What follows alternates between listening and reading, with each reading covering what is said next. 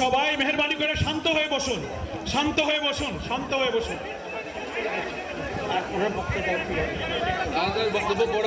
আপনারা সকলে ভাইরা, আমিরে জামাত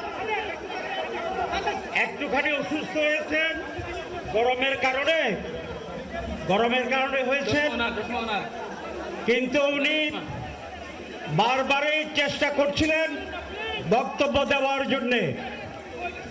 ডাক্তাররা বলছেন ওনার আর বক্তব্য রাখা ঠিক হবে না।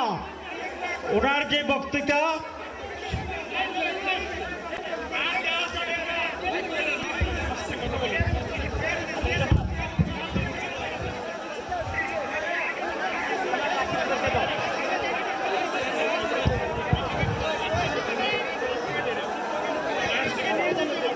আপনারা নিজ নিজ আসনে উপবেশন করুন।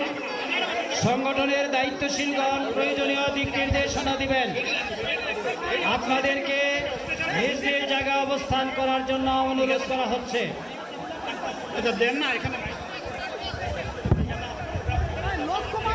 আপনাদের এই ড্রোনগুলো আলহামদুলিল্লাহ আলহামদুলিল্লাহ। আরে আল্লাহ যত সময় আয়াত দিচ্ছেন, আল্লাহ যত সময় আয়াত দিয়েছেন তত সময় মানুষের জন্য লড়াই করব ইনশাআল্লাহ।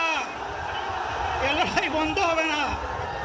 বাংলার মানুষের মুক্তি অর্জন হওয়া পর্যন্ত আমাদের লড়াই অব্যাহত থাকবে।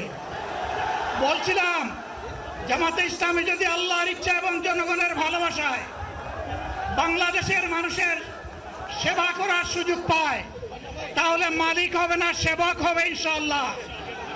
আজ আমি ঘোষণা দিচ্ছি, লক্ষ জনতাকে সাথে নিয়ে বাংলাদেশ জামাতে ইসলামী থেকে যারা আগামীতে সংসদ সদস্য হিসাবে নির্বাচিত হবেন, আরে আপনারা কথা বন্ধ করেন, আপনারা কথা বন্ধ করেন, সবাই বসে পড়েন, সবাই বসেন, বসেন, কেউ দাঁড়াবেন না, সবাই বসেন।